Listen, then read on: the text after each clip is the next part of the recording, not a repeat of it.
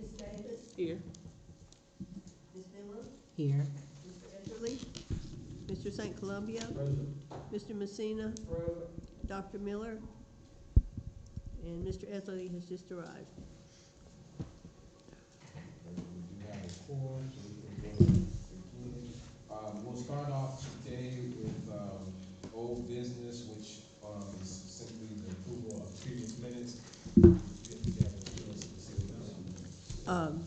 They've had the minutes for several, it'll be January the 6th, the 13th, the 15th, the 20th, 26th, and 29th, and February 10th. I had emailed them to you about 3 or 4 weeks ago, a couple of times. If we could just approve those, please, I'd appreciate it.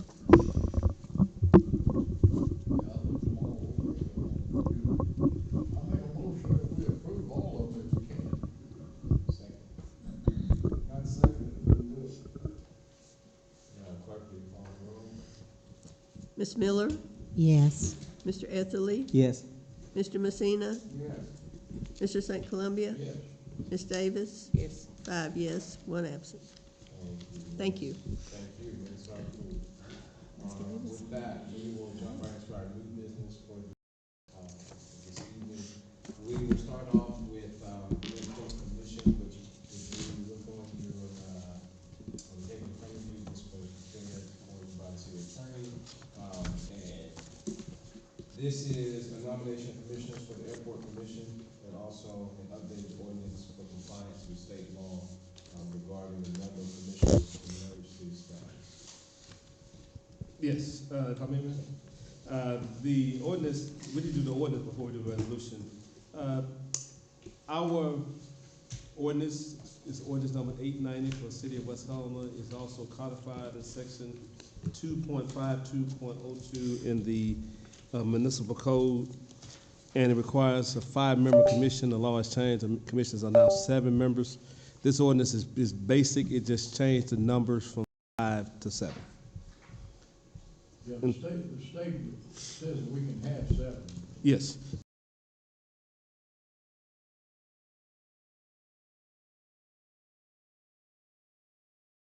What's The number? ordinance 5. 5 of 2026. I so moved. Second. Clerk, will you call the roll? Mr. St. Columbia? Yes. Mr. Messina? Yes. Ms. Davis? Yes. Ms. Miller? Yes. Mr. Etherly? Yes. 5 yes, 1 absent. Ordinance number 5-2026 of the ordinance amending ordinance number 890 and amending section 2.5.202 of the Helena-West Helena Municipal Code, modifying the membership of the Helena-West Helena Airport Commission to provide for 7 members as authorized for Arkansas Code annotated section 14-359-105, providing for transitional terms and for other purpose. There needs to be a motion to adopt. I so moved. Second. Second. Clerk, will you call the roll? Mr. Messina? Yes. Ms. Davis? Yes. Mr. Etherly? Yes. Ms. Miller? Yes. Mr. St. Columbia? Yes. 5 yes. Okay. The second is a resolution. The resolution in the resolution, what the city is doing is recognizing holdover. The city is not taking any action related to any of their previous actions, but just saying that we believe that under Article 19, Section 5 of the Arkansas Constitution, they're holdovers, and we're properly appointing them to terms. In pertinent part, on the second page, it shows Joe High will be appointed for a 1-year term commencing January 1st, 2026, ending December 31st, 2026. William Brothers for 2 years, commencing January 1st, 2026, expiring December 31st, 2027. John King for 3 years, commencing January 1st, 2026, expiring December 31st, 2028. Mike Green for a 4-year term, commencing January 1st, 2026, expiring December 31st, 2029. And the law requires for 3 5-year terms. You have Paul Rydell for a 5-year term, commencing January 1st, 2026, expiring December 31st, 2030. The same for Sephora Monday and the same for Eddie Schiffler. Those are the nominations of the mayor.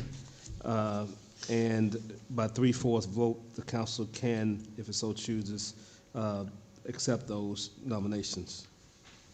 The only thing I don't like is you got 3 of them at a 5-year term. to 6, 7, Because the maximum you could do is 5 years.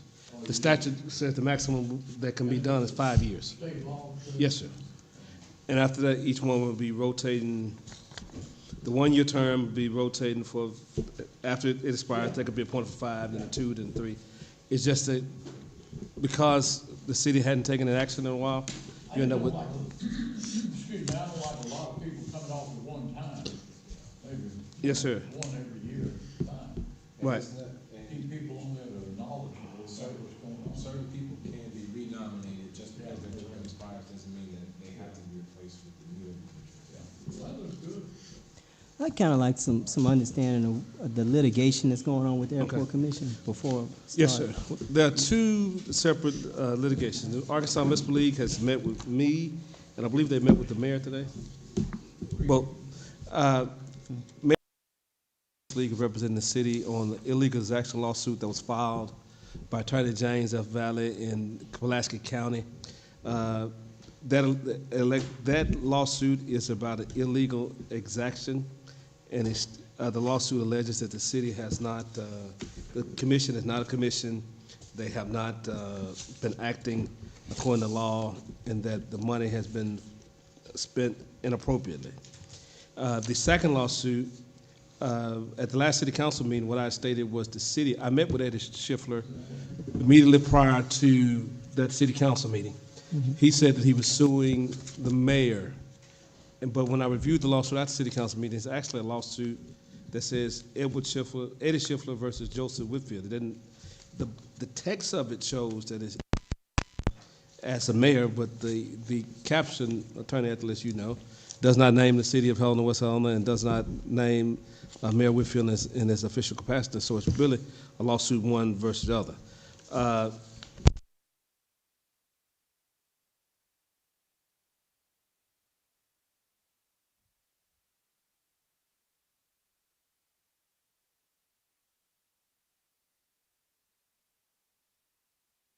In the lawsuit in Little Rock, because Mr. Schiffler sued the city here he sued Mayor Whitfield here in Phillips County.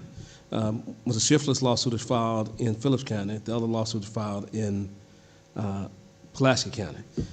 There's also a lawsuit relating to the same individual that sued saying there's illegal exaction, Mr. Shockley. He also sued the city for alleged freedom of information violations. And that lawsuit involved Mr. Schiffler, but Mr. Schiffler was dismissed from that lawsuit voluntarily by the plaintiff. And as the city responded to the FOI request, and we're going from there. As it relates to this does not ratify any action. It just simply says that what I revised last time. It talks about Article 19, Section 5, that the city's position is that they would be holdover, and they've been acting as holdovers. You all don't have enough information to even make a determination as to ratify the action. And what I mean for the public by ratifying, City Council has a right to simply say, we approve of everything they've done. But Mayor Whitfield's asked for additional information, I've asked for different information, et cetera. And we want to know more because of the lawsuit, but there are some things that we don't know. And that's not to imply that the Airport Commission has done anything wrong. We're just saying for as a fundamental knowledge as to all the things that they're examining, we're trying to make sure that we have a complete, proper understanding of everything that's out there. Does that answer your question, Ms. Anthony? Or do you need more information? Some of the questions that I have, I don't think are appropriate for this setting. Okay. I'll just say that they would be about litigation, and I don't want you to say anything as a city attorney that might, Right. compromise the city's position on that. I just, For the public's sake, what Ms. Ethelyn is saying, part of the reason why many times you hear vanilla responses from me as city attorney, basic, generic responses, is as an attorney who represents the city, the words that I use can be used against the city. It can be considered an admission. And so it's not that I'm trying to be avoiding when I'm talking to you. If we have further questions, I'd like you to talk to me in private so we can answer those questions. And that's what Mr. Ethelyn is basically saying. He didn't want me to go down a line of questioning that I have to answer him in public, that someone who's watching the video may say, well, your city attorney said this, and that's binding on the city. And so many times when I'm sitting here and you're asking questions in this setting, and you say, well, he's not being as forthright as I want him to be, then you should come to me afterwards and I can explain to you further, because we're trying to avoid those type of issues for a city, because the words of a city attorney can be used against the city.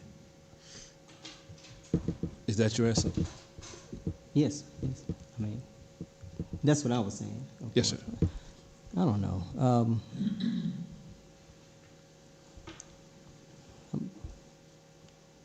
I am biting my tongue on some of these things. I guess at some point I became aware that there was some issues on the airport commission that perhaps had not known to the public, maybe internally. We used to have people who wanted to be on boards and commissions. You know, Mr. St. Columbia was a big proponent of this, having the people come to the meetings and kind of speak and introduce themselves. I'm not. This is some point I became aware that there was some issues on suggesting that we do that, but I said not. Can I know? There's some things that I'm not comfortable with about the commission. And I think perhaps I've talked to one or two of them over the last 6-7 months. I've gotten different versions of different stories about things that are going on with the commission. But I don't have a complete understanding, and then the litigation comes in the middle of it over these past few months. So I don't know. This is just me talking. I don't know what's going on over there. I'll take this a moment to interject. I've had a privilege to speak with pretty much every individual from the commission, just about kind of what you alluded to. What's the status of the commission? How are people working together? What are their plans? How are they trying to establish a functionally operating airport? And then also just any potential risks that may have existed prior to me entering the role. What I'm encouraged by is that in the conversations that I've had with each potential commissioner, no one has necessarily asked for a certain individual or another individual to be put off of the commission. I understand I'm in a position where people will say things that they think a mayor would want to hear to maybe stay on a term or get a position. The chief of staff and I have done a lot of research, even done some site visits to make sure that our presence is locked and key. There is a provision, and I've shared this, I discussed this today. There is a provision because I believe part of the issue has been that the airport commission has kind of operated over there.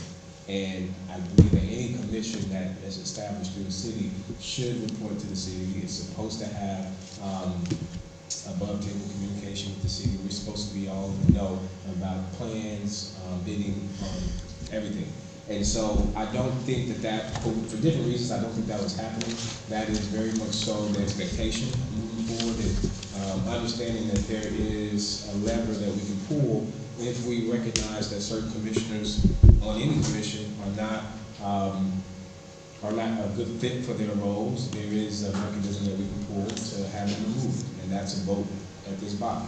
So I do feel comfortable moving forward with this list of 7, and just understanding that there are ways that we can make sure commissions are held accountable. We have, in a sense, given them some power to take over the airport. That's their arena, that's their domain. But there are things in place where if we see that there are mishaps, the city council has power to fix that. This resolution needs your recommendation, Mr. Mayor. Correct, yes. Most of them have been on the airport commission. The majority of them have pilot's licenses, have flying experience, understand the projects that are ongoing currently at the airport. So what resolution number would this be? Number 5. 5. I make a motion that resolution number 5 be approved, read by title only. It's just resolution, so it just had to be approved. second. I make a motion. Ms. Davis? Yes. Mr. St. Columbia? Yes. Dr. Miller? Yes. Mr. Messina? Yes. Mr. Etherly? Abstain. Ms. Miller? Yes. I have 5 yes, 1 abstention. Motion passes. Thank you. Thank you all. I think that this was, conversations about litigation have been had frankly, and I think that this was the right step to move forward with the Airport Commission, because there's business to conduct, and that's an asset for the community that we want to make sure is growing. Do all 7 of them need to get sworn in for this year? Absolutely. Yeah. Okay. You need to notify them, I guess. Of course. Take care of that. Thank you all. Moving on to our next order of business, point number 3, the National Fitness Campaign Resolution. This is the first page in your actual agenda pack or City Council meeting packet. In short, what this is a resolution to accept what the city has been awarded, which is $30,000. The Chief of Staff and I submitted a grant to go for the outdoor fitness pad that we showed you all presented 2 meetings ago. We did get awarded $30,000 in part to start to fund that project. Accepting this resolution is our way of saying that when it comes time to a purchase, making a purchase order, that the $30,000, when received, no funds have been exchanged at this point in time, but when received will be used for the outdoor fitness pad. This resolution is still non-binding up until the point there is a purchase order for the actual fitness pad itself. So I do want to make that clear. Approving this resolution to say when the city receives $30,000 is still non-binding until a purchase order goes through to actually order the city's fitness pad. And so it is possible that our timeline to raise the rest of the funds would be roughly end of November, and so we have a plan with the National Fitness Campaign where we're going to get to fundraising and trying to make sure that we have stakeholders that are invested in this opportunity, and if necessary, if possible, if we have to, if there is a possible pathway to roll these funds over to the next year, to the next fiscal year, if for whatever reason the fundraising goals aren't met. So I want to those are the options. Accepting this is not saying that we're accepting this is just saying that those $30,000 would be spent on that outdoor fitness studio. And it's a green light for the city to continue to move forward in the process to continue fundraising for this park. And so I'll give you some time to review or open up for discussion as necessary.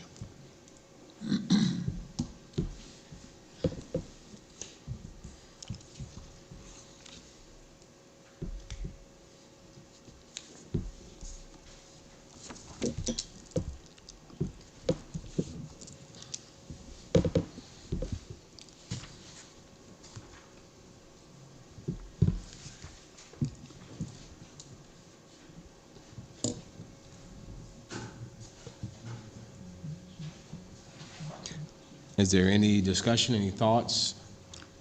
Bottom line, what would this program end up costing us out of our pocket?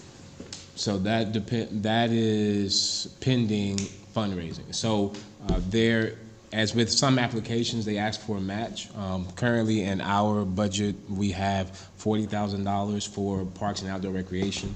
I explored that line item with the Chief of Staff. We don't necessarily know how that money was spent in last year. I'm not saying anything nefarious happened with that, but just that's the line item that we have in the budget for parks and recreation, which is $40,000. And so part of that will be used to match what we can to pay for this outdoor fitness studio. There's still other funds to be raised, and the goal for the Chief of Staff and myself in this office is to make sure that we get together as effective a portfolio of donors. So accepting this resolution, again, this is not binding until a purchase is made for the fitness pad I itself. just don't want us to get deeper in debt. Absolutely. Absolutely. So we've been transparent with the fitness campaign, the National Fitness Campaign. We've been very transparent with them. They are aware of our financial situation, and we're exploring creative ways to raise funds. And I wanted to emphasize again, accepting the resolution today is non-binding. It is no $30,000 we've been awarded $30,000 for this project.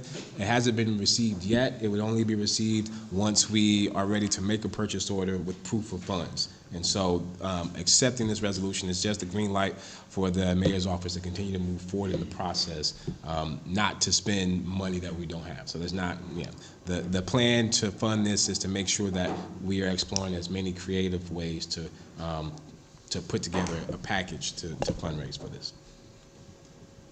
Now, I do believe that the city can match part of what we have in our Parks and Recreational Fund. That is something that I'm willing to do, and I don't want that to be a surprise to say that of the $40,000 that we have as a line item for Parks and Recreation, that is part of what would go into the total cost will come out of that line item. But we're looking to get most of this fundraised.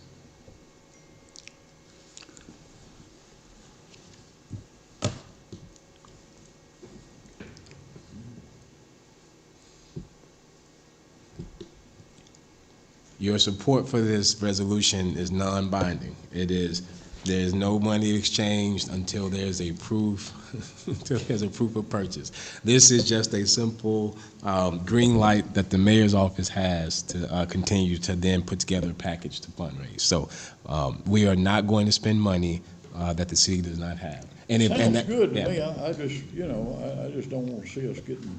I understand, and that's why That's why if necessary, there is a pathway to roll these funds over into another fiscal year if necessary. So, like I said, the timeline is roughly end of November to put together the funds from our stakeholders and partners, and if for whatever reason that does not put us in a favorable place where we are ready to make that purchase order, then a conversation can be had with the National Fitness Campaign about moving the $30,000, say, the 2027 fiscal year. So, again, this is necessary for us to move forward, though, to try to fundraise to approve this resolution. Well, I'll just say I try to be an open book, be as transparent as possible. Yeah. Although we have that money in Parks and Recreation in the budget, given our current situation, I don't see any circumstances where I would be in favor of us spending that kind of money in that direction at this point in time. But I understand what you're saying. If this is non-binding, I mean, I don't have a problem with the resolution itself, as long as I don't want a commitment to some large expense that we can't, in light of the other things that we have on the table.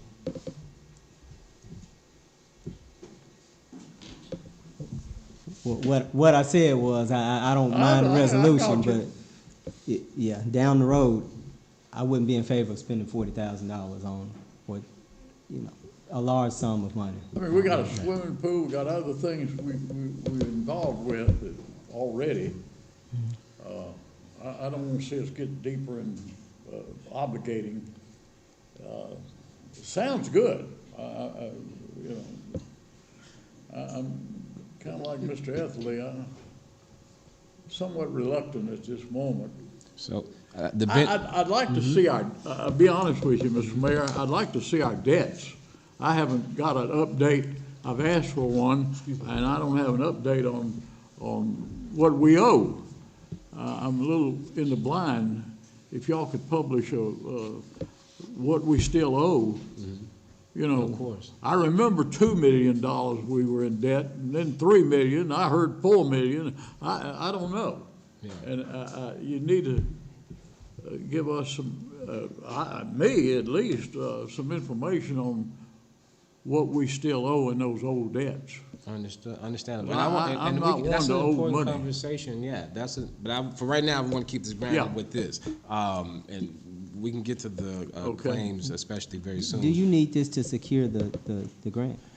Well, I mean, to move forward in the process, yes. So without a formal resolution saying that the city would be on board for the mayor's office to continue with the process, then we will be stopped cold. And I don't know if I said it. I'd have to rewind when I get home. But for spending $40,000, the whole line item is not necessarily a plan. It's possible that the city wouldn't have to pay for this. It's very possible. The only way for us to explore that is to be on board with passing the resolution, so that we can then go and speak to donors and partners to make sure that they can help us. So this is a way. This will be a way of us saying, hey, the city of West Helena has been awarded this grant. This is happening, and you have a chance to be a part of that. And it's not binding. I want to reemphasize, it's not binding. Not binding at all. Not binding. So I would hopefully love to entertain a motion for us to pass this resolution, so that the chief of staff and I can continue to work on this project amongst other ones. So moved. Is there a second? Thank you. Madam Clerk, will you call the roll? What would that number be? Number 6. 6. Mr. Etherly, Yes. Ms. Miller, No. Ms. Davis, Yes. Dr. Miller, Yes. Mr. Messina, Yes. Mr. St. Columbia. Yes. Have 5 yes and 1 no. Thank you. Motion passes. Thank you. We will keep you updated with this process, but I do want council to feel assured and rest assured knowing that no part of projects planning is going to take away for funds that the city doesn't have. So, Hey, man, this may be kind of a little off topic, but not really. I know that Together for Hope was here last week. Yeah. And I think that part of what they were doing, weren't they supposed to be doing some work on the pool? yes, so they. Do we have any update on that? Or? Yeah. So Together for Hope, I'm not sure if everyone remembered the meeting that we had. I want to say it was early January, but we had a group of over 100 youth come from Connecticut. This is part of the Together for Hope program that's traditionally done, the All Church Challenge / swim camp at the North Helena Pool. And they did a lot of work. Their focus was dually split between home improvements for certain homes in North Helena, as well as in the West Helena numbered streets for people that needed new roofs or repaving of driveways. They did some residential projects. And then as far as the North Helena Pool, they spent most of their time redoing the girls and boys swim rooms for changing. They did some lawn care for the pool itself. They repainted the pavilion, and they also, there was a work done mechanically on the pool pump itself in the North Helena Pool, and then repainting that as well. So, and there was a certain pool of money that was left with the local Together for Hope group. I can't say what that was. I'm not sure what it was, but there were certain parts of their projects that they did not complete, but they were very generous to continue to lead those funds to support the local Together for Hope program. So they did a lot within their 4 days that they were here. Okay. Yeah. And those parks, our parks need a lot of help and attention. I got a chance to meet the regional director for Together for Hope, and he has committed to sending other groups as necessary if the city would like that partnership. And so I do believe that's an avenue worth exploring in the near future, because great group of kids, great group of adults, and they did great work. So we'd be able to open the pool a little bit earlier this year? Absolutely, yeah. I encourage everybody to drive by and look. It just, I mean, you'll see that it got a little bit of TLC over the last 2 weeks. So the plan is to have it, I can't say definitively, but longer than the 3 weeks for swim camp, and not just for swim camp, but for the public. Absolutely. All right, thank you, Dr. Miller. All right, moving along to our next order of business, I wanted to make sure that we made some time to discuss the Hernando Street repair. This is a brief conversation about cost estimates and need to repair a section of the caved-in street. Councilwoman Davis sent an email maybe a week ago asking for us to look at a street that's been caved in West Helena at the intersection, at the corner of Hernando. I did reach out to Smith and Weiland, and Mr. Weiland is here. I'll invite him up to just, if he's okay with that. I did touch base with him, and he agreed to have an engineer, one of his engineers, look at this road. We have had someone within the last 2.5 months, 3 months, not paying attention, drive through this area and wreck their car and have some serious injuries to be sent to Memphis. So, Mr. Wallen, I'll invite you up to speak a little bit about that. Ladies and gentlemen of the council, thank you for having me here, and Mayor, if you don't mind, for anyone, is everyone familiar with the problem that he's talking about? Have you seen it? I brought some aerials to leave with the council just so everyone is aware of where this is. If you'll bear with me here, let me try to get all this taken apart.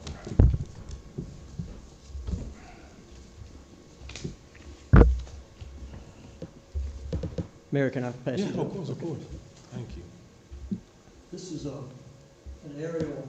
The first page is a zoom-in page. The second page, you fold it out, gives you a little larger scale view of the problem.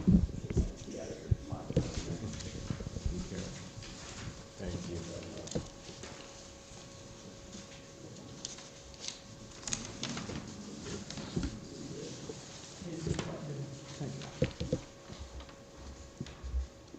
There was an existing culvert. If you look at the first sheet, now let me get mine out here. If you look at that first sheet, you can see, I'm sorry, it's kind of crude, but basically this is an aerial, and I got a highlighter.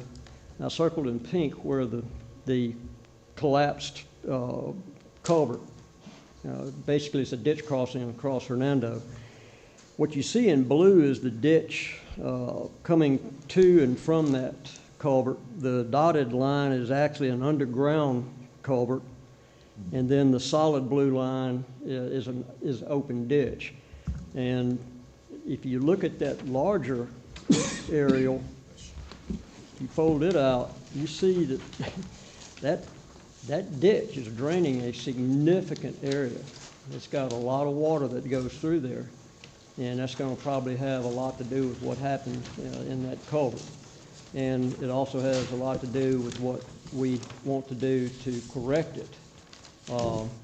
We've actually spent the last 2 days out there, and I'm actually getting very close to being in a position to meet with you, Mayor, and whoever else you need to, and give you some initial findings and recommendations that we have to move forward, though. But, I mean, there's obviously a solution, but we probably need to discuss it and look at the costs. We've already got some rough numbers on that, too. So just so since we're obviously going to be coming back before you, you may want to leave this in your folders. I've always got a copy of it. The main thing, I just wanted everyone to be aware of where we're talking about and what we're talking about. That culvert completely collapsed, the concrete broke in, and I understand someone actually drove off into it. I think the mayor immediately ordered some more formal closures on that road, and that is exactly what needed to happen then, and probably may need to be enhanced a little bit until we get that open to make sure that everyone is adequately warned not to drive down that street. So again, the mayor has asked me to engage in that, and we have already. Anybody has any questions, I'll be glad to answer with the preliminary information that we have. The biggest thing is to take note as to how much drainage. If you'll look, that new apartment complex on the other side of the bypass, there's a big ditch behind it, y'all may know. And that ditch actually crosses the bypass, and it's flowing through this culvert. So there's a lot of water coming through there that we're going to have to make sure we can accommodate and try to make sure we do it in a manner that it doesn't blow out again. They doesn't do what? Make sure it doesn't blow out again.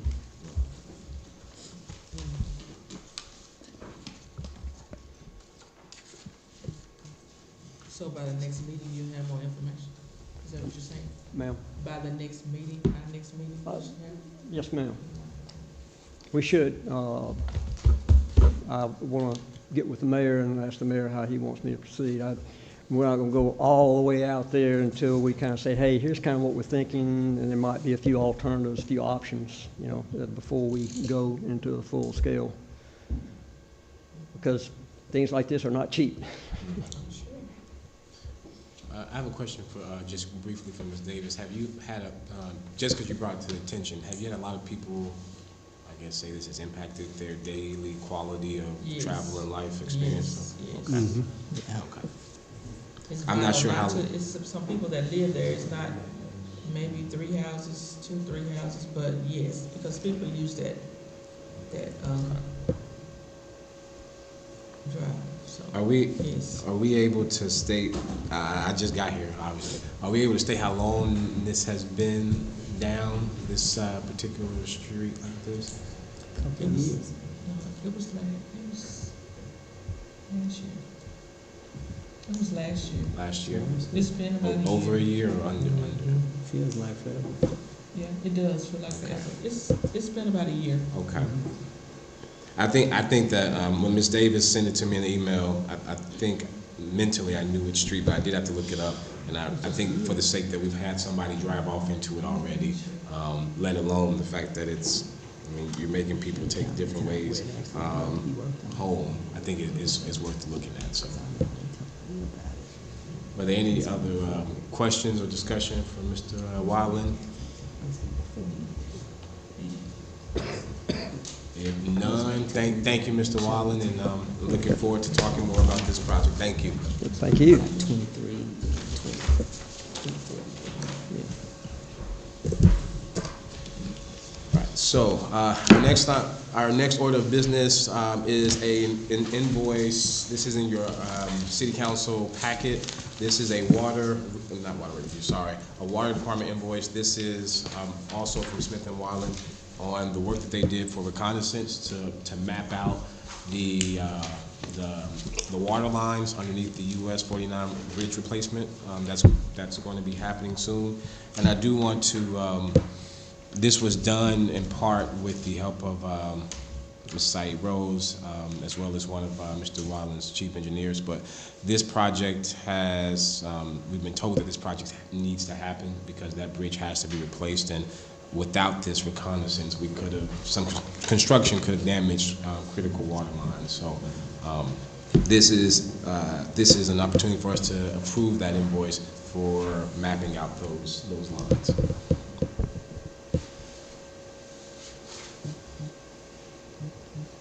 Just by way of a reminder, if you all, Mr. Wyland came before this body when Mayor Smith was here to first start discussing, and he also discussed it with Mayor Franklin as well. So this is not something that's new, it's something we've been discussing for a while.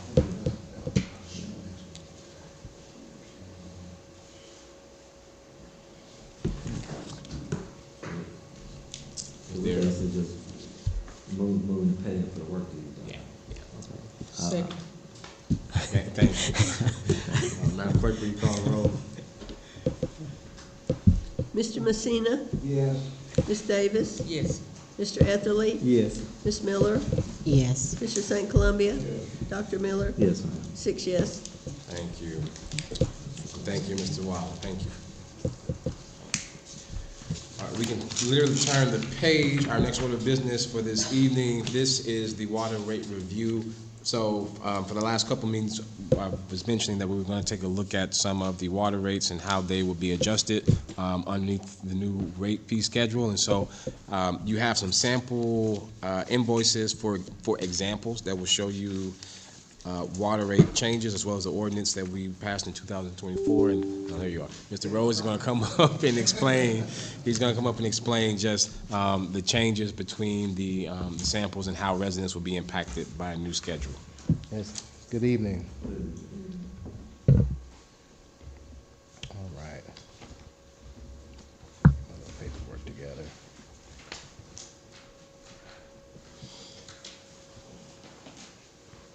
Okay.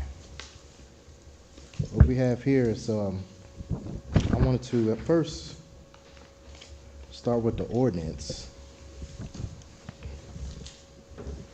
Ordinance for the water rate. This is in your agenda packet. To basically, to stay on track with our agreed upon schedule for our forgivable principal loan forgiveness.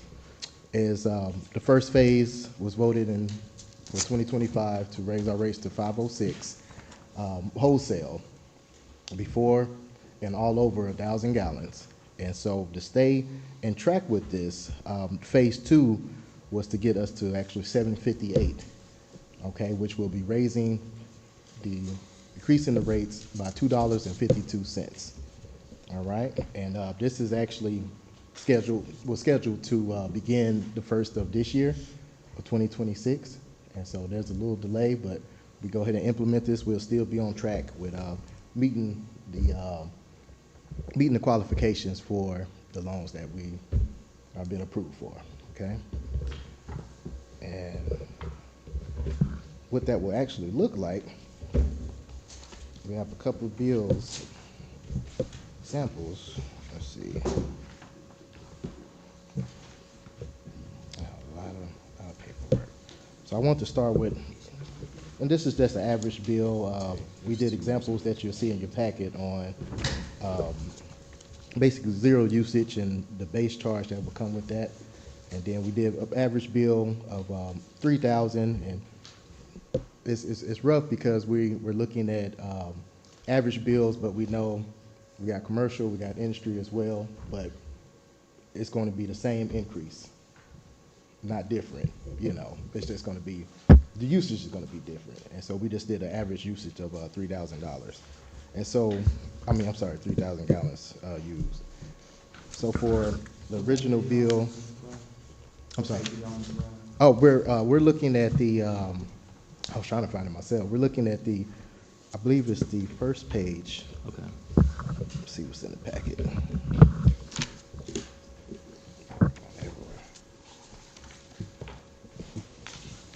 The top one, I believe, should read water usage Yeah, it's 100. gonna be And the first bill example page. Okay. And this is where we're at now. So just the average, we're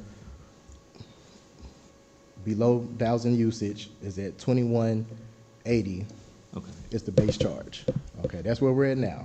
That's with 506 as our current rate for the water, all right? And of course with sewage, sanitation, and the assessment fees, sales tax, the bill comes out to 7521. All right, that's where we're at now. Now with over 1,000, we just averaged out 3,000 usage. That is at 3192. With sewage being 28, sanitation 2825, fee assessment $1.90, sales tax $6.39. That bill comes out to $96.39. Currently where we're at now. Now if we turn the page, this is with the $2.52 increase. That'll bring us to where we need to be at 758. Before 1,000 gallons, it'll come out to 2432. Sewage staying the same, sanitation staying the same, fee assessment the same, sales tax at 552, brings your bill to $77.99. And so that's about $2 something difference. Now, if we go over 1,000 gallons, looking at usage of 3,000 gallons, with the 252 increase, that brings us to 758. It'd be at 39.48 for water usage. Sewage staying the same at 28, sanitation staying the same. Fee assessment, $1.90. Sales tax, $7.11. Brings your bill out to $104.74. Right, so it's a small increase, but this will keep us in track on what we're needing to do. And if there are any questions about, we want to lay it out very clear on how this would look on the average bill.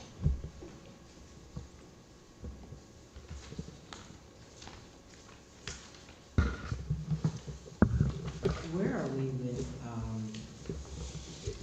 our current leak status? Where are we with repairs and? Yeah, we now we're making progress, but the thing is, as we make progress, there's a lot more progress we need to make. In Helena, the phase is to continue to fix the leaks that we have as we're working on the engineering plans of line replacement. but we have to get done what's in front of us, okay? We've been spending a lot of time in West Helena patching up leaks. We're getting new leaks, but we're in better shape on West Helena.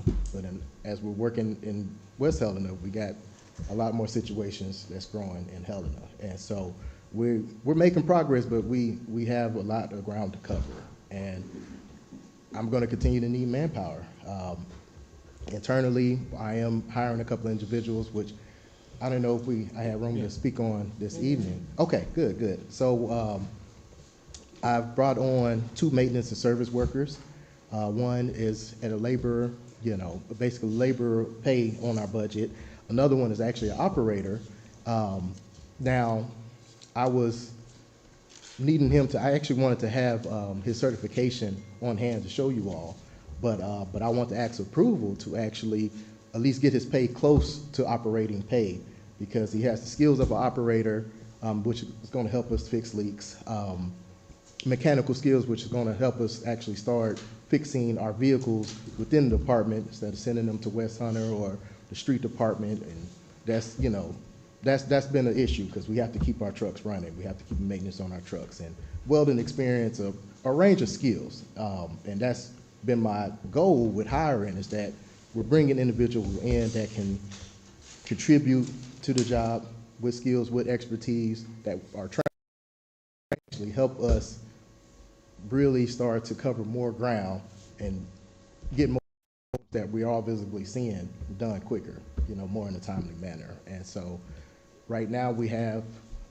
both employees at the base pay ordinance, but I wanted to ask and seek approval from the council to at least move my operator maintenance. I have them brought in as a service maintenance, but my operator, that is a service maintenance employee, to at least 1378. That's, beyond the base pay ordinance, but is in our budget currently for this year. I'm not going to speak for everybody else. I'll speak for me.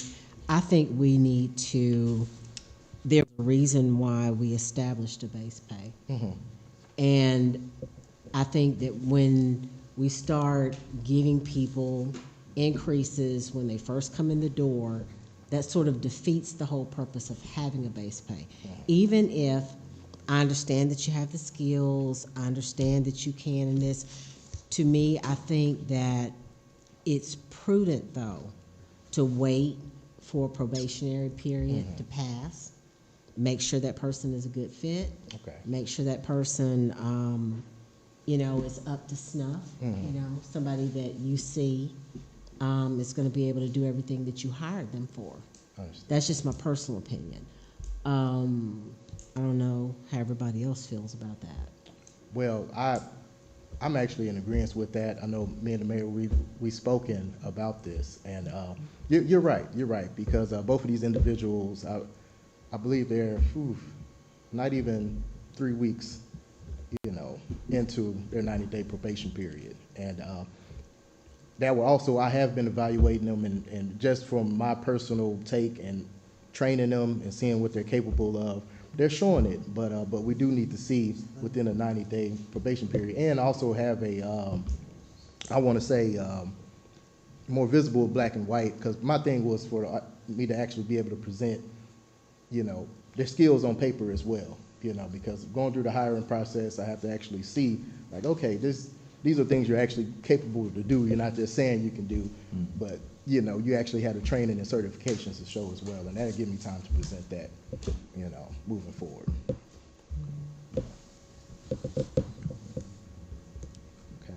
And the thing is, just for personnel, I want to continue to be very thorough with who we hire, and actually have them to where they can come in and learn quickly if they're not already with the backing of being able to operate heavy machinery. And that is going to definitely, it's going to get us to where we need to be. It's going to take time, but for what needs to be done, I'm definitely going to have to continue to rely on contractors. But the guys that I'm bringing in, we're getting more done. We're definitely getting more done. And I feel the next phase that we'll be seeing this year, hopefully within this 90-day period, is actually me being able to have 2 maintenance crews and not be pulling from my service and having 1 maintenance crew doing so many different things. And that's going to turn the tide as we have so many other balls rolling this year with the line replacement, with the surveying that we're about to get done at both treatment plants, pump station repair. You know, so we're getting there. We're getting there. How is the line replacement going? Yes, and so right now, I know for West Helena, the line replacement, the first phase of it, we're just waiting on response from the health department. So as soon as we get response back from the health department, Mr. Ken Weiland has been on his job with responding to the comments they had from from him actually sending in the survey and everything that is compiled to get approved at ADH. We will be able to go into the advertising phase of bidding it out and getting contractors to begin that work. And so that should be fairly soon. You know, I can't speak on ADH time, but I know as soon as it is approved, we'll be able to move forward. Yes. Yeah, that's good. I do want to just make a quick plug, and I have a question right after this too. Our water department servicemen, the leaks are numerous, and I'm sure everybody around the table has heard that. We see them sometimes just driving through the city. I think that when the time comes, just saying this now so that it'll be on record, and I'll remember it later. The water department is doing well, and I think as with the initial point of Mr. Rose coming up was the water rates, with those having to increase so that we can stay on track with the principal forgiveness from the water ANRC loan. I do implore everybody just to think about the critical service that the water department is providing for the city, and there are some days where some of our service men are up late and or up very early when everybody else is still asleep. So our water situation is just that dire. So I do think that just thinking early about compensating people for their services that they're providing in the department would be helpful and good when the time comes. The question I had was, were there questions about the rate? I know that Mr. Rose, the rate's increasing. I know that Mr. Rose touched on that, but just what that looks like and how that complies with where we need to be. Were there questions about those? I think if I can summarize, Mr. Rose has done the math. Put it all on your math. You did the math, and on a person who uses 3,000 gallons per month, once the rate increases, their bill will change by about $8 or $9 per month. And that was what I wanted to communicate when I personally address this to the public, what they can expect.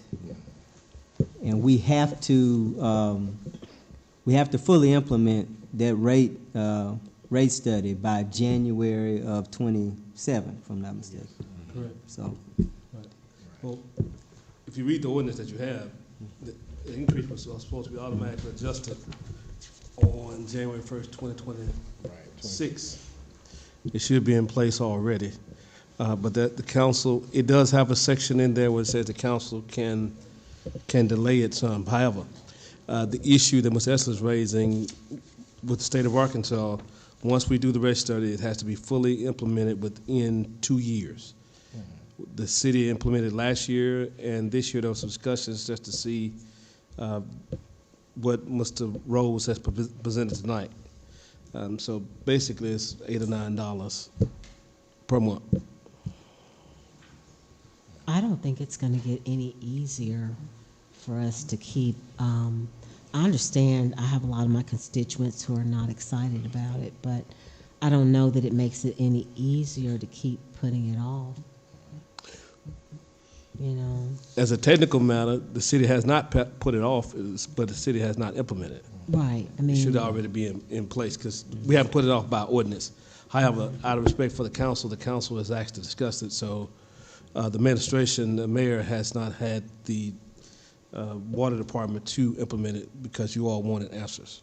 If I'm not overspeaking, Mayor. No, yeah. The body asked for more information. Yeah. So, yeah. I think I realized in January that most people forgot that we had only partially implemented the rate study, and there was another half coming, or another part coming. Right. And so I just wanted to, like we did the first time, we kind of told people, this is what your bill is gonna be. I just wanted to communicate to the public, there's one more leg of this is what the bill is gonna be. Yeah. And I know a lot of people ask questions about when is it going down, when is it going down? I also try to remind people we don't have a say in this part of it. There's been a rate study, we have to implement the rate study, that's a requirement of law. And so it's kind of, this is what it is, and this is what it's gonna be, so everybody knows.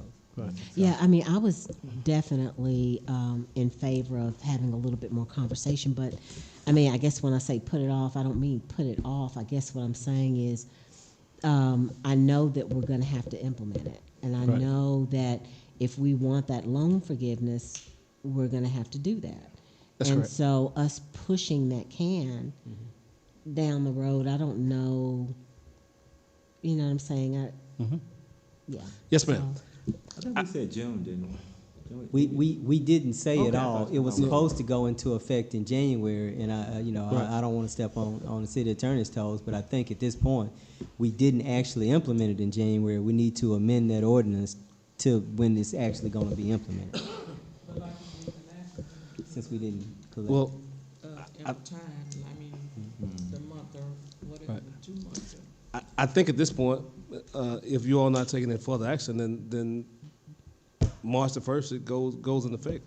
You've already had the ordinance in place to go in January 1st, and you all discussed it. If you're not going to do an ordinance to further kick it down the road, then as a practical matter, it'll be effective March the 1st. Well, This, keep in mind with the billing, so if we actually implement it now for March, it'll come into the billing for April. right. Say at least Yeah. a month out.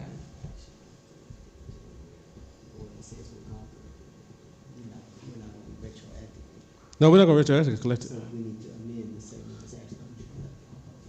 I mean, that's fine. We could do it the next meeting, but I think as a practical matter, I don't think you need to kick it further down. And for the sake of the public, one of the things about this, because there are other issues we got to discuss relating to your water bill as well tonight.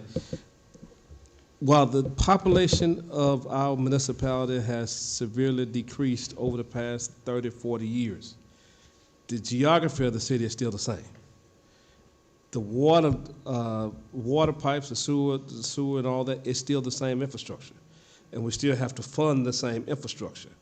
And that's one of the things that the people need to understand, that the city is going to continue to have geographically the same amount of infrastructure to pay for going forward. And so with less and less people, you're going to look at increases going forward. And I think we'd have to be forthright with the citizens in understanding that our city limits has gotten no smaller, it's not going to get any smaller. And all the infrastructure that we ran to run the water from each portion of the municipality is going to continue to be there. And so all the lines that need to be replaced is for the entire municipality. And so let's keep that in mind as we go forward. We've got a lot fewer customers today than we had previously. Yes, sir. And it's put the big burden on the fewer people that we have. And I don't know. Well, the other option is for not to repair and it go into disrepair and we not have water. I mean, that's the candid conversation we have to have. I think even just simpler than the geography, even simpler than that. This is home, and we have to invest in our home. And so when I've had conversations with people at town halls about water rates and why they have to go up, and the technical relation to the Arkansas Natural Resources Commission loan, we said we would do it, and so I think everybody wants clean water. I think everybody wants to know the water's going to turn on when they turn the knob, and be clean when they turn the knob. And so, I think at the end of it, we'll all be better off for making sure that we invest in our water infrastructure.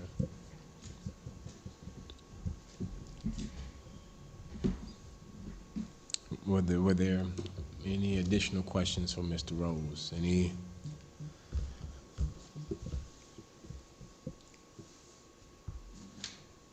Okay. One last question. I had someone call me and said, well, you go to the water company and see if this is a correct figure. Her water bill was $149. Didn't complain about that. But the day after the 15th, the late fee was $85. Does that sound right? So you said, so the bill actually went down after the late fee? No, I mean, If it was- paid $149, but if it waited to the 15th, which was on a Sunday, and Monday, it was $85. I don't think that's right. Well, the thing, but the late fees are automatically applied. They automatically what? So the late fees are automatically put on to the account after the 15th. That's an I know, automatic but it was process. $85 on a $149 water bill? That That's could be, almost half. yeah, I mean, that could be a case of multiple late fees, because the late fee is not, $85.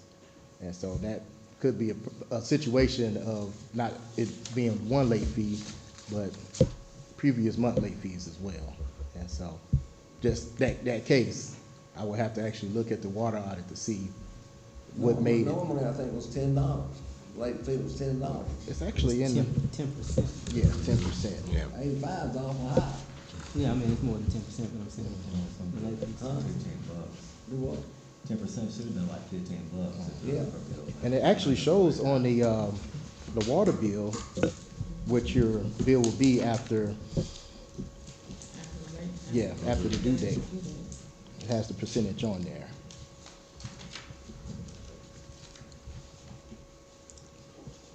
And so I would say that would, particular case, if we could look at that and see, because like I said, there's, especially when it comes to these late fees, I'm seeing what happens a lot is there's reoccurring late fees, which will make the bill be higher because it's been late multiple months. And so I'm not saying that's the case in the particular situation you're telling me, but I would like to, actually look at that water audit to see why that came out like that.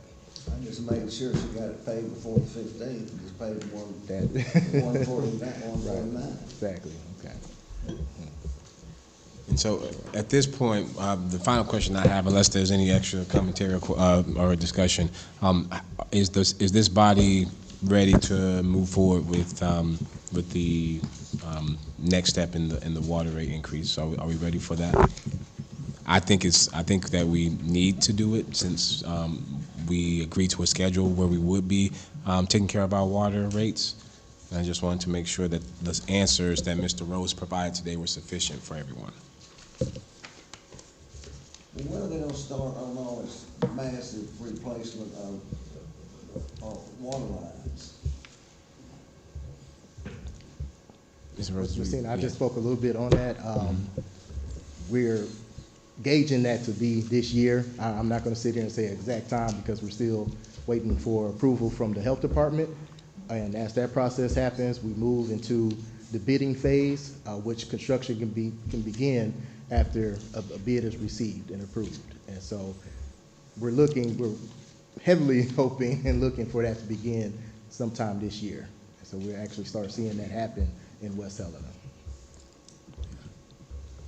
I just wanted to know what to tell somebody when they got I understand. $2 No, I definitely understand. But like I say, I'm sure and positive we're working towards some major gains this year, not only in the distribution lines, but in the treatment plants as well, and with the sewer system.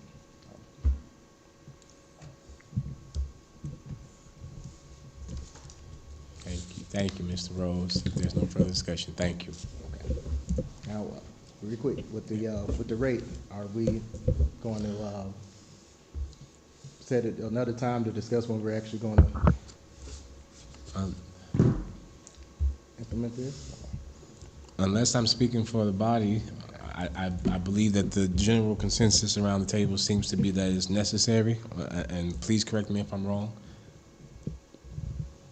No, man, To clear it up, I think what we need to do is this, at the next meeting, we'll pass an ordinance Understood. Okay, I just want to be clear effective about that. April the 1st, if that's fine. Okay. So are you saying collect on the April bill? The rate will go, the increase, so we'll be clear, will be April 1st. So would that be the May bill or April bill? It's going to be the May bill we do. May. Yeah, Okay. That's why I want to be clear. Just so everybody understands, I want to make sure we speak clearly. Is that what you were wanting, or what you wanted to say? I didn't have preference to yesterday, today, tomorrow, whatever. I mean, just so that Well, you wanna everybody say- understands what's happening, so. The question is, do you want it reflected in the April bill or May bill? Because we could say March the 1st, it'll be the April bill. So, April. Okay. We'll bring the ordinance effective, we'll change the effective date to April the 1st, 2026. It'll be effective for the May bill. That sounds good. We'll amend that one section. Can we get it printed on the bottom of the bill, when the increase is gonna take place? I believe we can do that for sure. But- Yeah, we can do that. Do it all at once. And we're doing April. Okay. All right. Thank you all. Thank you, Mr. Rose, thank you. Thank you. Thank you. All right, so we will move to line or business number 9. Mr. Wilson from the landfill is here, and this is a brief update and brief conversation about landfill host fees. Per our district agreement with our landfill that we are in, there is a section where a host fee payment is requested from the host city, which we are, because it is our landfill, and I wanted to yield the floor to Mr. Wilson to, Good evening. to share a little bit about that. Good evening. We have a contract with the solid waste district now that we are to pay a host fee, which is 10% less on the tipping fees that we charge now. So in conversations with Ms. Danley and our city clerk, Ms. Ramsey, the best way to get that done is probably to just charge the host fee to the sanitation fees at the water department, have the water department just cut us out the host fee or the sanitation that the water department pays to the sanitation. So I think the auditors will look at that kindly. If I may, Chief, just for clarity, the host fee, when the city consolidated and the city landfill was closed, and we went through the 2 phases of getting the landfill open, the city passed a 2-cent sales tax. The 2% sales tax, the city received revenue, and the city has never paid for its own waste at its own landfill because the city has the 2% sales tax in place. Every time we renewed the contract with the East Arkansas Regional Solid Waste District, they have wanted the city to be paying the fee. In the past, what happened is they were fine with the city paying from the 2% sales tax and maintaining the landfill. However, in 2025, they said no more, and the city at that point, you all approved the contract, Mayor Franklin signed it. It was in January of 2025 that the city would pay a host fee. And what a host fee is, the host fee, the city pays 10% less than what every other person for the district pays to dump in our landfill. In our contract, every municipality and every government body in Phillips Lee and St. Francis County is supposed to bring their sanitation to our landfill, and they pay pursuant to that agreement. However, the city has not been charging itself for the host fee. And the issue is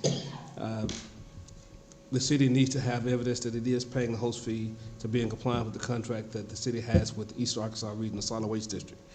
I met with Mr. Wilson about it and Ms. Simpson, and I've met with the mayor about it and the chief of staff, and we've had discussions, and that's how we ended up here with this host fee for you all to discuss. I believe at the next city council meeting, we need an ordinance, and the chief is correct, it needs to be added to the water bill to be collected as the host fee. It is a sanitation fee. Right. And so it is a sanitation fee because the sanitation department has not been paying the landfill anything.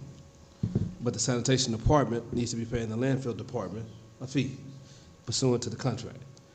And to dump at the landfill, the fee is $40 per ton. 45 per ton. And the issue is, thank you, Chief. The issue is how much waste does each household generally generate in a month? And that should be the reasonable fee per household. As you know, a ton is 2,000 pounds. Most households aren't generating anywhere near that, so it won't be $45. The question is, how much should each household be charged to comply with the city's contract? When I met with Mr. Wilson, I keep calling him Chief, and that's no disrespect, he was a retired fire chief. When I met with Mr. Wilson about it and I met with the mayor about it, the issue is simply trying to calculate how many households we have, how much should residential pay, and how much should commercial pay. And so this was the beginning of the discussion, but we need an ordinance to make this effective. Yeah. Well, the actual plan that we had came up with was to get the sanitation, the water department collects the sanitation fees. And in talking with Miss Danley, we would send her the city's bill and she would cut us a check out of the sanitation fees straight to the landfill.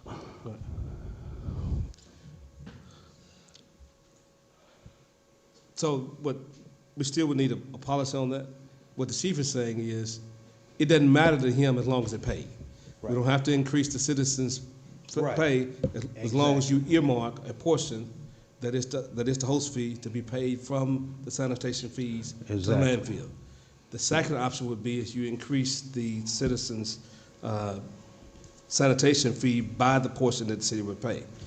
Either way, there needs to be a clear designation that the host fees are coming from the sanitation fees, whether we increase the rates for the citizens or whether we don't. On the Mr. Wilson's scenario, what he's saying is simply this: just create an ordinance and earmark this portion for host fees and require the water utility to pay this portion to the landfill each month, and that would be fine with him. Which that figure would be 10%. 10%. 10% less than the thing. Tonnage. Yeah. Right. Right. Than the tipping fee, I mean. So what's the projection on that? Do we have a projection? Well, I got a 1 month's bill here. We said 1 month's bill, 1 month's bill for the city, right? Right. It's just a bill for the city and their tonnage. So could we have a little discussion? Because right now the sanitation fees are sitting at around $28 already. Mm-hmm. And, I'd like to have an idea, just for sake of discussion, what goes into this $28 already that the people are paying? Traditionally, that rate hadn't been increased since 2021. Before that, it was lower. It typically tracked what independent haulers charge for hauling waste, and I don't know what the number is now, but in the previous contracts, they were pretty consistent. At the time, you had Waste Management, you had the other haulers that were throughout eastern Arkansas that were hauling waste, and our fees were similar to theirs. The city's fees were similar to those haulers. But I doubt if we're in line with those at this point, because the sanitation rates have only been increased like once or maybe twice in the past 15 years. Ms. Ramsey? That's right. The rates now for most residential is 35. Right. Okay, I guess what I'm asking is, okay, so where, and I understand that streets is separate from sanitation, but what does that look like as far as, like, if you go down College, just for example, and you go out there to Springdale Road, there's no less than 15 big humongous piles of junk, from couches to whatever. How does that all tie in together? Well, in part, what the sanitation fee was supposed to do, what you're identifying the issue. This, what Madam Clerk just said was many haulers are charging $35 for hauling waste. The city is only billing the citizens $28. The waste, the rate that is on the sanitation bill, the primary purpose is maintenance and operating of the department. That would include your trucks, that would include the repair for your trucks, your payroll, all of those expenditures go into that. And also, that would also include your boom trucks and et cetera. And what you're discussing is an issue that you all been discussing for a while, is the equipment need for the sanitation department. And part of it is the sanitation department has not increased the fees but twice in the past 15 years. And so that's why you have some stagnation as it relates to equipment, repairs, and other services needed. What you're identifying is the sanitation rates likely need to be increased to meet the need. Also, payroll, because payroll has not gone up consistent with the consumer price index per se. And what I mean by that is, we have a base pay and we're paying, and you all have been increasing pay gradually. However, the reason why there's a large difference between what a commercial private hauler charges and the city charges, they consistently give their employees raises according with the cost of business.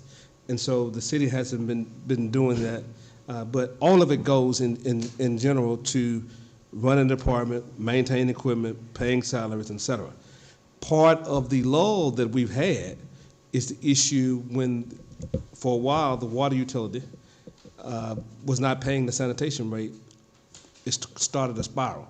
The water utility has done a great job in catching up in the sanitation rates, sanitation payments, but those are part of the issues. Did I address your question?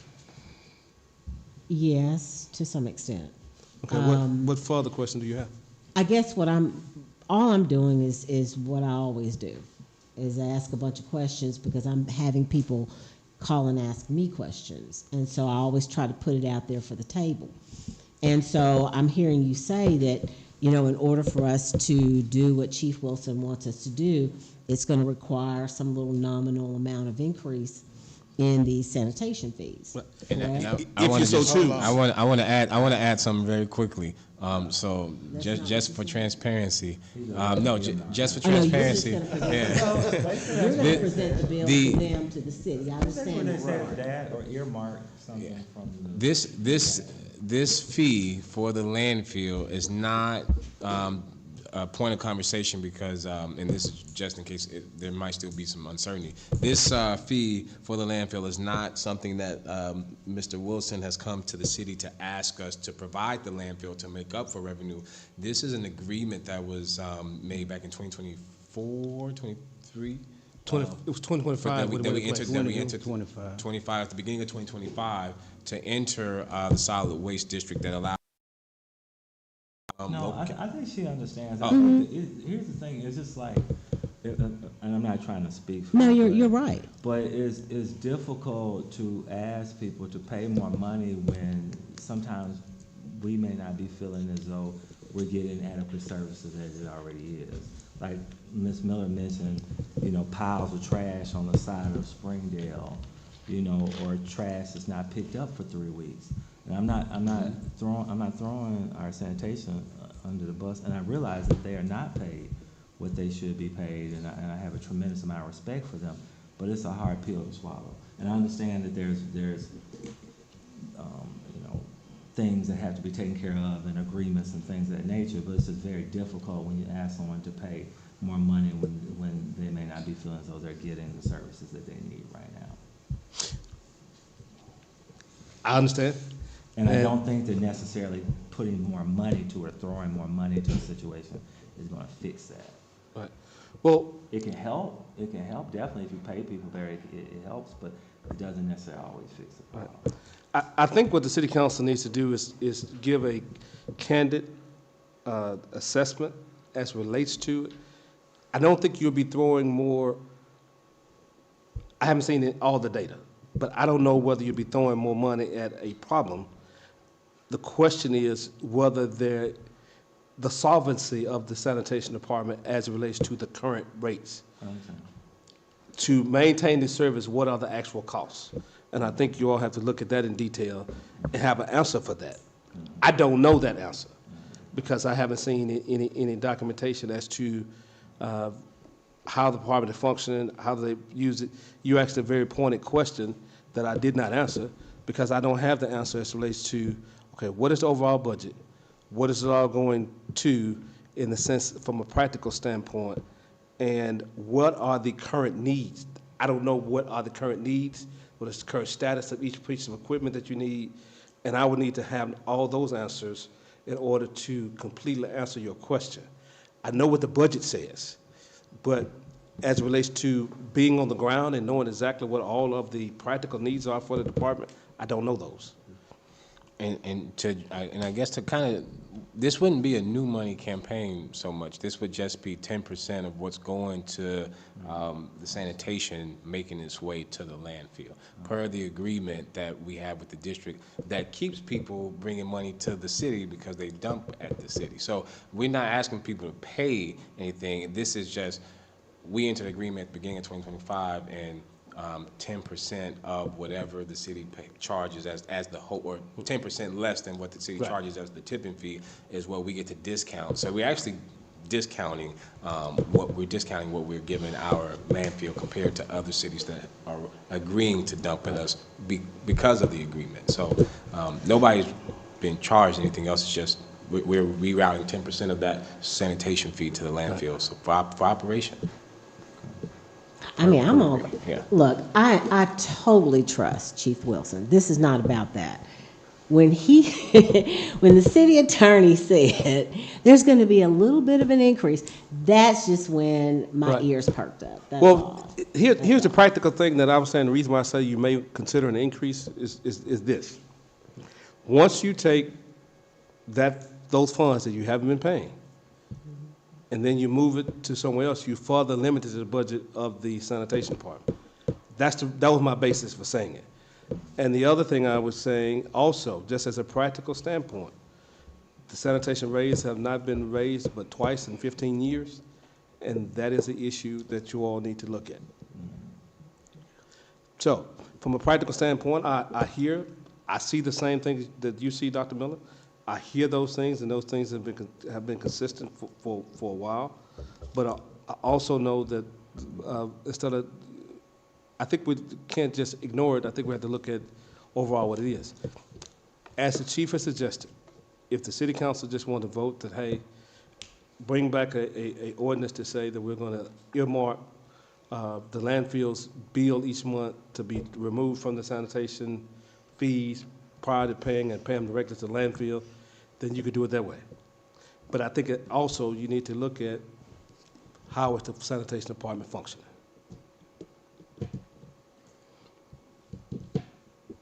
What's that? What I look like? Yeah. I don't think it'll be that bad. No, I really, in my conversation with Ms. Danley, who pays the bills for the water department, I don't think that it would hurt the sanitation department at all just by paying this host fee. And we are under contract to pay it, so we have got to pay it.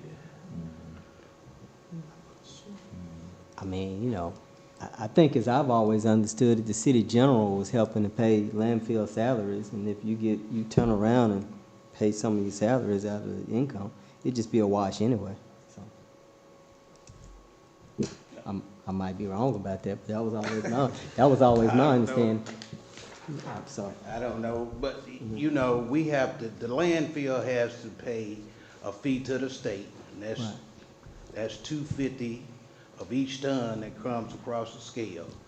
We also have to pay our bonds. We also have to pay the district $2 of every ton that comes across the scale. So we out, and we got to pay for our equipment. So Yeah.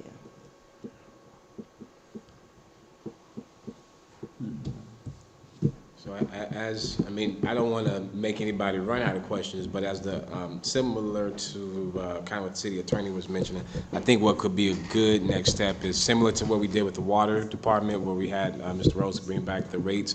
I think that having Mr. Wilson come back with the a resolution and agreement of how this fee would be implemented for the landfill for review, I think would be a good next step. Mr. If I may, when are the next sanitation fees collected by the city? Pardon? When does the water department pay the sanitation fees?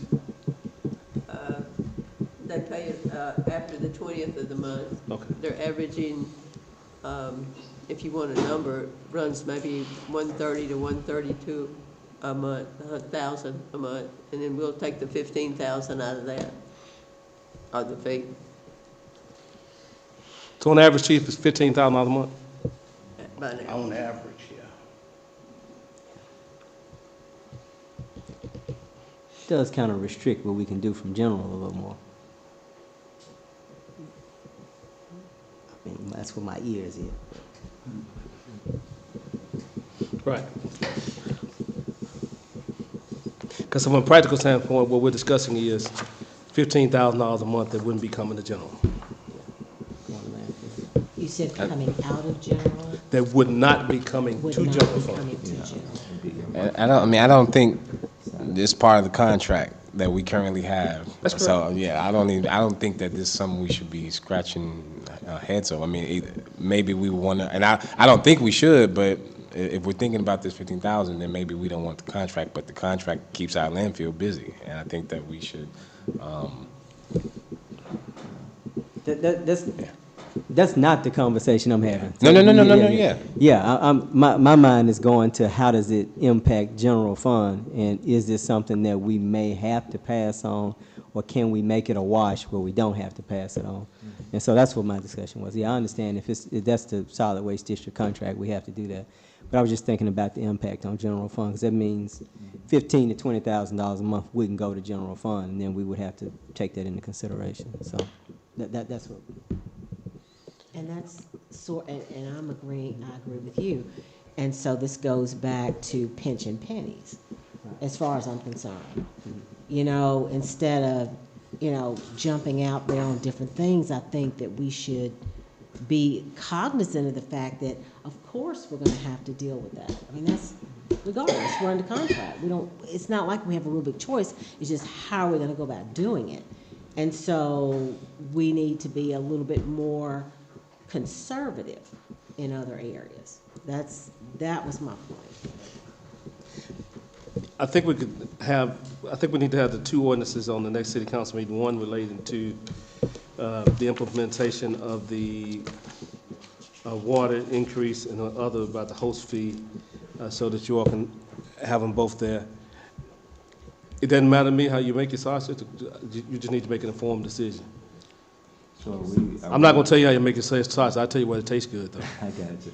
So are we pretty much in consensus of the, that host fee coming from the, you know, from the cut, so to speak, as opposed to charging a fee to the customer? Yeah.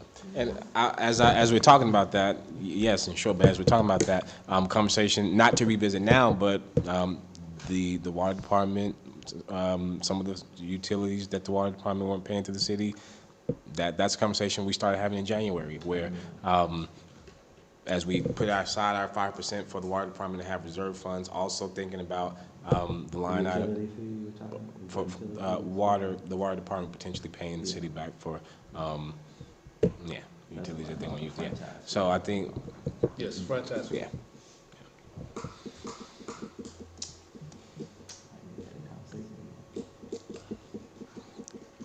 Yeah. Were there any other questions from Mr. Wilson concerning discussion while he's here?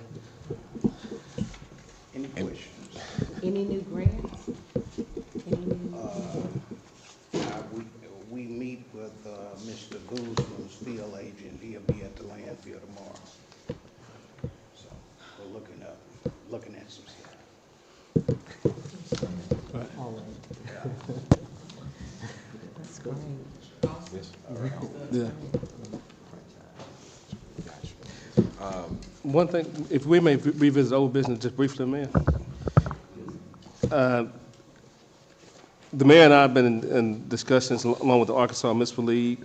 The county has accepted the city's offer on the jail, and the city has signed the settlement agreement, and the city paid the first $20,000 Thursday or Friday of last week, and will pay $10,000 each month by the end of the month. And so that agreement has been effectuated and signed by the mayor. And so we will be done paying it off, It'll be approximately 17, 18 months, because it's 16 months. That's great. I think, and this is early, but I mean, just for folks at home, but I sent the email to you all. I mean, the city did get 2 funding opportunity or funding inquiries sent to us from Representative Crawford's office, one for appropriation funds for the district and a second link for project funding. One of the projects that we're considering is Judge Clark Hall did say that he would potentially be willing to lease the old county jail to the city. We're in the early stages of that, and we're going to be taking a tour, if you haven't checked your email, on Friday to see what the condition of that old jail is like, and do a walkthrough. So thinking about ways to resolve our limited bed issue at the current justice complex. So yeah. But if there are no other comments or questions, I see Mr. St. Columbia's packing up. Is there a motion to adjourn? So